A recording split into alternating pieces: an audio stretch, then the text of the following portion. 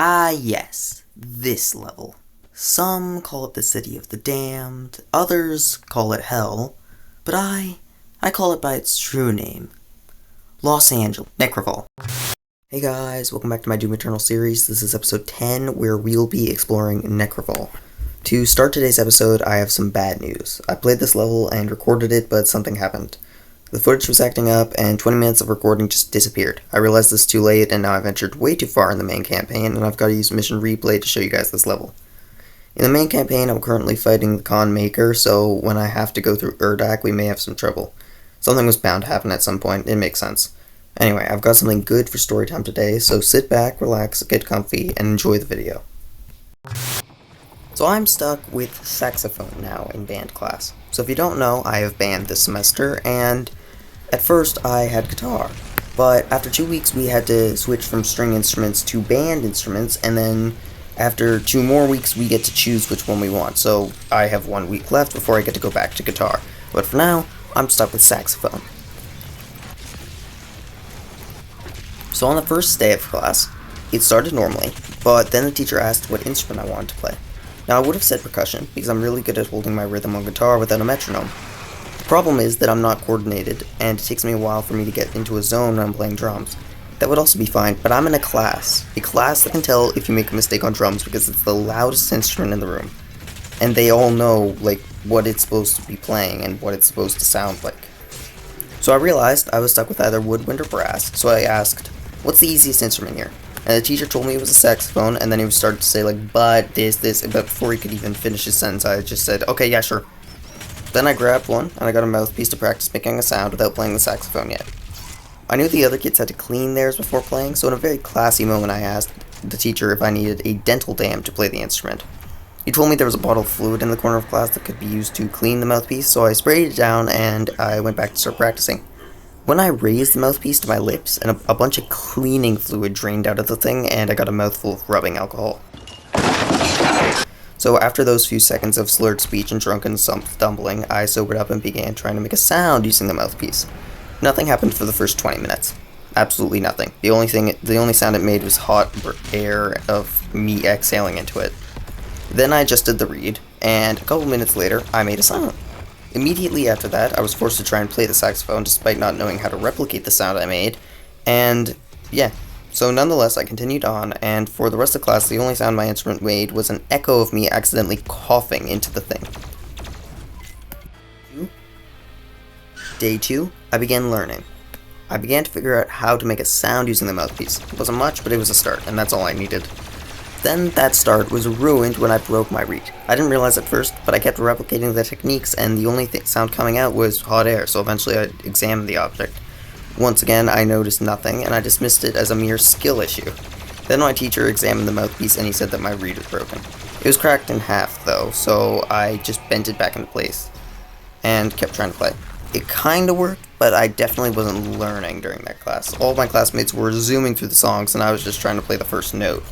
This class did force me to memorize the notes, though, and I started acquiring the ability to sight read and do the finger patterns without actually being able to make any sound yet. To anyone who isn't acquainted with an instrument, sight reading means you can read what you see. Day 3, the end of my reed ripped off, and as I breathed in with poor technique, I accidentally swallowed a piece of the wood. Still waiting for that to come out the other end. Anyway, with the reed broken really badly, I realized I probably couldn't play, and I would have to explain to my teacher that I broke the reed a second time. Before going to explain, I tried one last time to play the mouthpiece, and it worked. I could play. I was overjoyed for a few moments, but as I began to try and play again, I realized it was a fluke.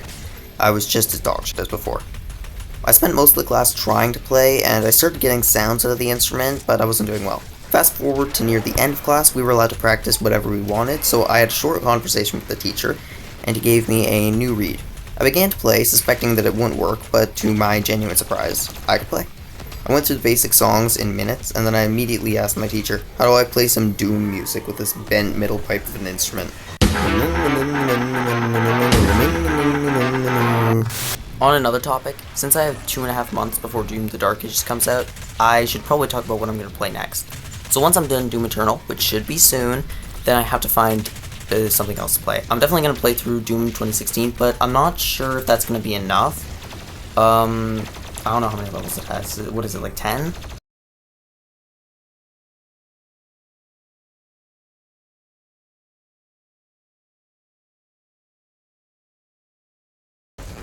Okay, 13 levels. Yeah, I'm probably not going to finish that early. I've actually played through the first half of the campaign, but once I reached the first level in Hell, I gave up. First fights were easy, but once I encountered the Baron of Hell, I started questioning myself. I only quit after this red witch lady showed up and started summoning demons while blasting me with magic.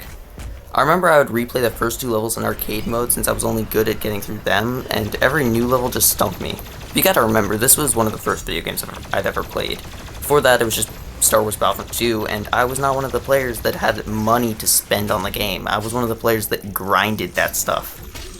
This time, it'll be different. I've played Doom Eternal for 2.5 years, and it is known for being more difficult than Doom 2016. Recently, I've been watching some videos from a really good Doom YouTuber, and I'll probably watch his videos to navigate the levels. That way, I can unlock a bunch of powerful stuff and complete the levels really fast. That way, I'll be done it quicker. I did want to make just one video about it, but after some consideration, I think 3 would be better. The first will probably cover levels 1 to 5 because I played them before and I'll get through them pretty fast. That way then I can also, get back on my feet and understand the flow of the game. Then the video will end when we get transported to Hell after what's her name? Olivia something? The second video will cover levels 6 to 9 and end after the Cyber Demon boss fight. That way it'll be reminiscent of the original Doom's second episode. It'll be like the Shores of Hell by ending with the Cyber Demon boss. Hell, I might even throw some of the original credits in the outro as a joke. The third video is going to cover levels 10 to 13 and end with the Spider Demon boss fight. Now the original Mother Spider was a joke, she was utterly pathetic, but I know that this boss is not the case. That Doom YouTuber I mentioned earlier ranked it as beyond S tier, and he can go through nightmare difficulty faster than I can go through levels on easy. That boss fight is going to be like the average day of an exterminator in Australia.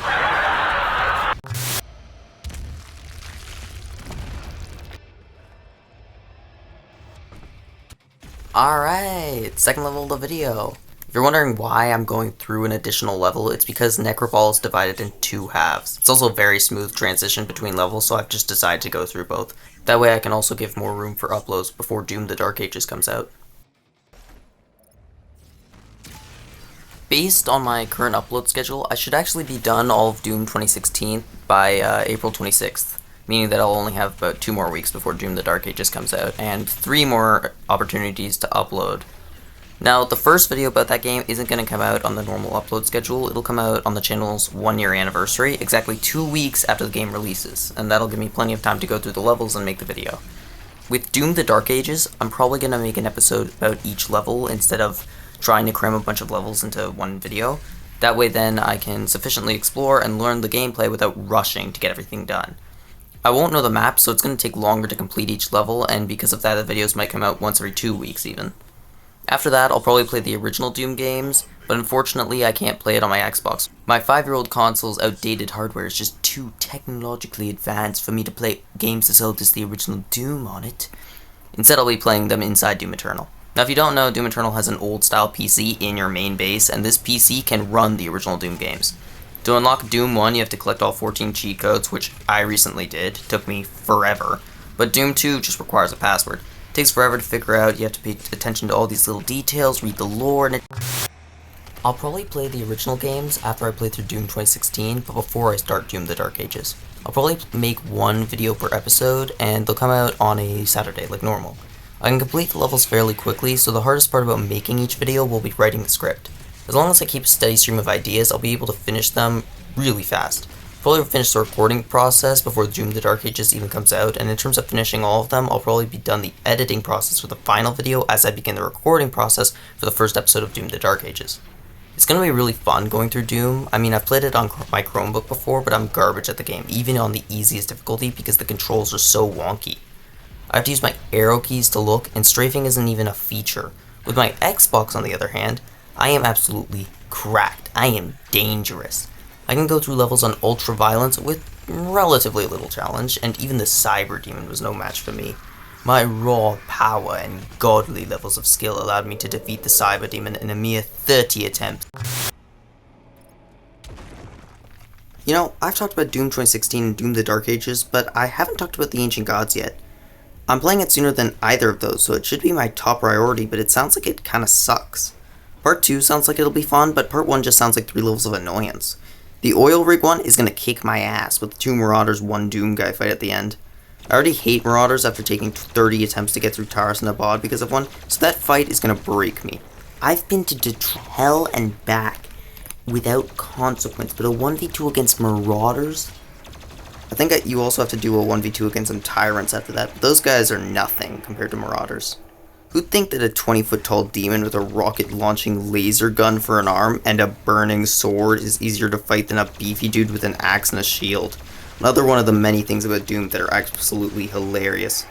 Guys, Doom is such a joke if you think about it. My parents thought Doom was this gory game where you fight for survival with minimal resources while demons close in from all around you. I mean, my mom loves COD zombies, so she thought Doom was basically just COD zombies, but instead of zombies, it was demons. But then I explained how Doom Guy has fought demons for so long that he honestly just doesn't give a shit anymore. He's on such a level of not caring that even in the middle of the apocalypse, he will still pick up action figures, floppy disks, and records if he finds them. Then you think about the fact that there are records that come from previous Doom games and action figures of the demons that you're fighting, and you can even use the discs you pick up to play previous Doom games in Doom Eternal. That's how utterly wacky Doom is. It breaks the fourth wall so much, and like one of the funniest parts is that it has pretty much always been like that. Even back in 1993, Doom was stupidly funny in that sense. It broke the fourth wall all the time. Like, the production of it sounds so funny. They wrote a storyline that would span across probably like a whole franchise, and after working with it for a while, they abandoned it. They created all the weapons, enemies, maps, and even bosses with only the most basic idea of a story. Their idea was basically fight these demons to get this thing so you can go here, but then you gotta fight this guy and then you go there, but actually you needed this thing, and you get the point. The game's only real storytelling was done between episodes, and the only information you acquired between levels was the location of the level, the name of the location, and the enemies preventing you from getting to the next level. Even the storytelling between episodes is hilarious. There was only one cutscene at the very end, and every other time the story was told through description. But these descriptions weren't fancy or designed to tell you a key piece of information. There wasn't a single conversation. Instead, they were basically just conversations between you and the developers that broke the fourth wall and advertised the next episode of the game. I shit you not, after killing the Barons in episode 1, the description literally says, once you kill those badasses and the weaker guys, you're supposed to win and get a reward, right? Then it gives you like an actual description, like a normal cutscene would, and then advertises the next episode. Now, if you haven't done your research, or if you're a young child, you wouldn't know this, but the reason they advertised the next episode is because Knee Deep in the Dead was released for free. They sent it to a college and basically said, here's a free video game that you kids can play on your computers instead of going to your lectures. That way, all the kids who played it would want to play the next episode, so then they buy it and likely tell their friends about the amazing new game they're playing. It's kind of like what EA does now, but more toned down. You know, show off their new free game with 30 levels that costs nothing at all, so you can play it, and then you get through a half-finished first level and realize the other 29 levels come as a $100 DLC. Except with Doom, they never said it was free, and their plan was to spread the game by developing a player base by showing the first episode to a large group of the intended audience, which was college kids, of course. Funny thing is that so many students were waiting for Doom to release that they had to kick something like 10,000 kids off the Wi-Fi to upload the game to the system. And then everyone tried to rejoin it all at once to download it and crashed the servers over and over as they kept trying to rejoin. I remember reading that within a day or something. The university made rules strictly about Doom so everyone wouldn't crash the servers constantly. There's one. Here's two. And there goes the structural integrity of that thing. Alright, time to jump into the Death Star beam over here. Oh, here's something you never would have guessed. This is the end of the video. Surprising, I know, right? Like, comment, and subscribe if you made it this far. If somehow you're still watching this, please like, comment, subscribe. I need an ego boost.